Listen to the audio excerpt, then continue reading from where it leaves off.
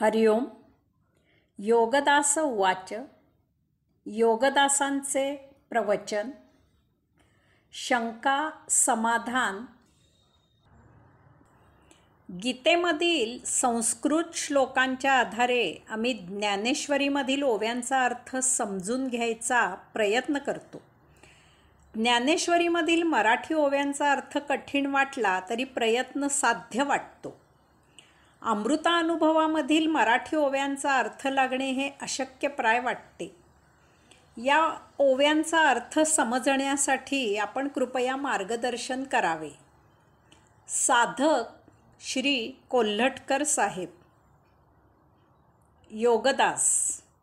अमृतानुभवातील ओव्यांचा अर्थ समजण्यासाठी सर्वात उत्तम, अतिसुयोग्य, समजायला अत्यंत सोपे असे मार्गदर्शन तर आत्ता सुरूच आहे. योगदासांची यावरील प्रवचने, त्यांच्या त्यावरील CD आणि योगदासांचे पुस्तक रूपातील अमृतानुभवाचे निरूपण असलेले अतियोग्य किमतीत असलेले 4 खंड.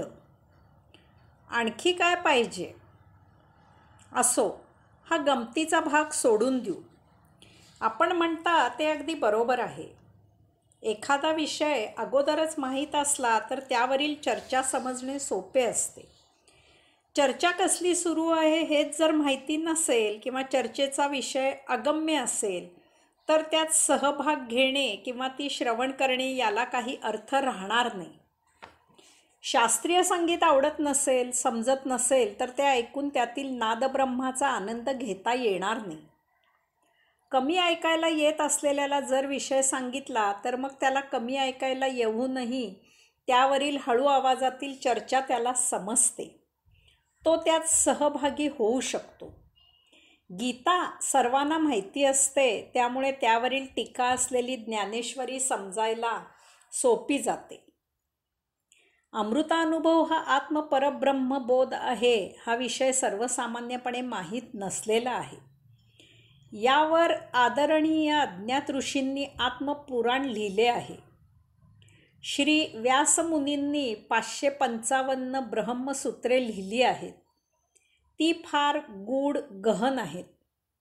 त्यावर भगवान आद्य श्री शंकराचार्यांनी टीका लिहिली आहे, परंतु ती टीका माझ्यासारख्याला तरी मूळ ब्रह्मसूत्रांपेक्षाही अगम्य झाली आहे. ती टीका समजून घेताना माझ्या बुद्धीला मर्यादा पडतात. मी भरपूर शोध घेतला, तथापि मला ब्रह्मसूत्रांवर स्वतंत्र लिखाण कोठे आढळले नाही. अजूनही माझा शोध घेणे सुरूच आहे. भगवान आद्य श्री शंकराचार्यांनी लिहिलेल्या टीकेवर भरपूर पुस्तके उपलब्ध आहेत, परंतु कोणाचे स्वतंत्र लिखाण सापडत नाही. याला मागील काळात एकमेव अपवाद आहे आणि तो म्हणजे श्री ज्ञानेश्वर माऊलींचा. त्यांनी आत्मपरब्रह्मबोधावर 812 ओव्या असलेले अमृतानुभव हे त्यांच्या स्वतःच्या अनुभूतीमधून स्वतंत्र लिखाण केले आहे. ते फार उच्च आहे, गूढ आहे, परंतु तरीही ते गहन नाही. थोडा प्रयास केल्यास जाणून घेण्यास अशक्य नाही. याला अजून एक पुढील कालावधीत अपवाद आहे आणि तो म्हणजे श्री समर्थ रामदास स्वामींचा. त्यांनी 183 ओव्या असलेला आत्माराम हा ग्रंथ लिहिला आहे. ही त्यांची आत्मपरब्रह्मज्ञानाची भाव समाधी आहे. हे त्यांच्या इतर ग्रंथांप्रमाणे आत्मपरब्रह्मावरील लिखाण पूर्ण स्वतंत्र आहे. तथापि आत्मपरब्रह्म या अथांग अशा विषयाचा विचार करता हा ग्रंथ माझ्या मते संक्षिप्त आहे. मनाच्या श्लोकांप्रमाणे किंवा दासबोधाप्रमाणे या विषयाचा तेथे विस्तार आढळत नाही. त्या ओव्यांचा केवळ शब्दार्थ माहितीहून त्यातील खोली, गाभा ज्ञात होत नाही. अभ्यासाच्या परिशीलनाने त्यातील ओव्यांमधील गूढ अर्थ जाणून घ्यावा लागतो. श्री रामदास स्वामींनी तो आपल्यासाठी मनाच्या श्लोकाप्रमाणे किंवा दासबोधाप्रमाणे आयताच उपलब्ध करू दिलेला नाही. अमृतानुभवाची भाषा चांगदेव पासिष्ठीशी मिळती जुळती आहे. त्या काळी अत्यंत सुप्रसिद्ध असलेल्या, या क्षेत्रात फार मोठा दबदबा असलेल्या, हजारो शिष्य असलेल्या, वयाने वडील असलेल्या चांगदेवांच्या कोऱ्या पत्राला उत्तर देताना तशी भाषा लिहिली जाणे हे अपरिहार्य होते. चांगदेवांच्याच तोलामोलाची भाषा लिहिणे हे स्वाभाविकच होते. तथापि ज्ञानेश्वर माऊलींची हरिपाठ, अभंग यातील भाषा एक आहे, ती सोपी आहे. कारण ती सर्वसामान्यांसाठी, न शिकलेल्या भक्तांसाठी, वारकऱ्यांसाठी लिहिलेली आहे.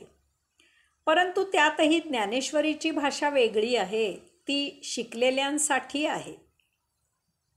यामुळे ज्ञानदेव म्हणून कोणी वेगळे संत होते आणि त्यांनी हरिपाठ, अभंग याची रचना केली असावी, असा एक मतप्रवाह ऐकायला मिळतो.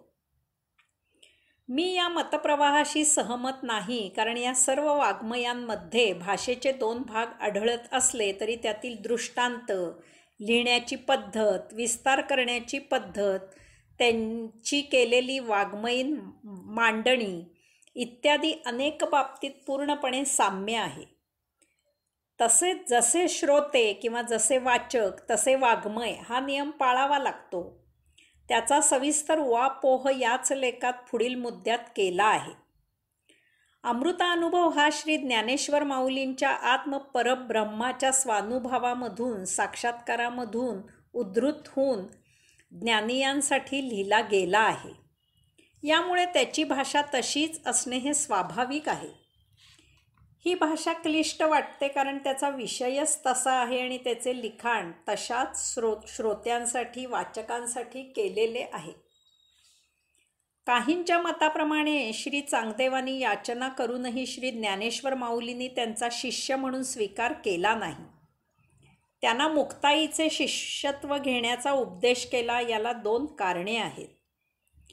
चांगदेवांचा अहंकार परिपूर्णपणे नष्ट व्हायला हवा होता. यास्तव त्या काळातील तथाकथित पंडितांच्या आणि विद्वानांच्या मताप्रमाणे अध्यात्माचा अधिकार नसलेल्या एका स्त्रीचे आणि त्यातही स्त्री बालिकेचे त्यांना शिष्यत्व घ्यायला सांगितले. जेव्हा चांगदेवांचे कोरेपत्र मिळाले तेव्हा ते सर्वप्रथम श्री निवृत्तीनाथांनी वाचले आणि ते श्री माऊलींना वाचायला दिले आणि त्यांना त्या पत्राचे उत्तर लिहायला सांगितले. श्री माऊलींनी ते पत्र वाचले आणि त्याचे उत्तर लिहायला संमती दिली. या पत्रावर या दोघांनीही काहीही प्रतिक्रिया उघड व्यक्त केली नव्हती. तथापि लहानशी मुक्ताई सहजच म्हणाली, 14 विद्या, 64 कला आणि योगविद्या जाणणारा चांगदेव कोरा तो कोराच. ही अशी प्रतिक्रिया देणारीच चांगदेवांना योग्य गुरु आहे हे श्री माऊलींनी जाणले होते. यावर श्री निवृत्तीनाथांनी प्रतिक्रिया दिली की चांगदेव कोरा आहे, उपदेशास पात्र आहे. अशा प्रकारे चांगदेवांना उपदेशासाठी मुक्ताईचे स्वाधीन करण्यात आले. चांगदेवांचाही मोठेपणा असा आहे की त्यांनी श्री माऊलींच्या उपदेशाचा तत्काळ स्वीकार केला. स्वतः फार मोठे ज्ञानी असूनही त्यांनी मुक्ताईचे शिष्यत्व मान्य केले. तथापि असे असूनही श्री माऊलींनी इतर ज्ञानियांच्या उपस्थितीत चांगदेवांना अमृतानुभव ऐकवला. यामुळेच तर अमृतानुभवाची भाषा चांगदेव 65शी मिळती जुळती असणे स्वाभाविक आहे. या मतप्रवाहाला चांगलीच पुष्टी मिळते. माझी अध्यात्माच्या प्रवचनातील, अध्यात्माच्या पुस्तकातील भाषा सर्वांना परिचित आहे. यामुळे माझी सावल्या आणि सवंगडी यामधील ललित साहित्यिक भाषा माझीच आहे हे पचायला जड जाते. मीच ती पुस्तके लिहिली आहेत यावर काही जणांचा विश्वास बसत नाही, कारण त्या लेखनाचा तो बाज असतो. तो सांभाळता आला तरच तसे लिखाण करावे, अन्यथा त्या मार्गाला जाऊ नये. आता हेही सत्य आहे की मी ते साहित्यिक, वाङ्मय, आध्यात्मिक लिखाण करण्याच्या खूप आधीच्या काळात लिहिले आहे. सवंगडी रविवार केसरीसाठी लिहिले आहे. सांगायचा मुद्दा असा आहे की जसा विषय तशी भाषा सहजच लिहिली जाते आणि तरच ती त्या लेखनाच्या आणि वाचकांच्या पचनी पडते. आपणही लहान मुलांबरोबर विद्वत्ता प्रचूर बोलत नाही. त्यांच्याजवळ त्यांना समजेल असेच बोबडे बोबडे बोलतो.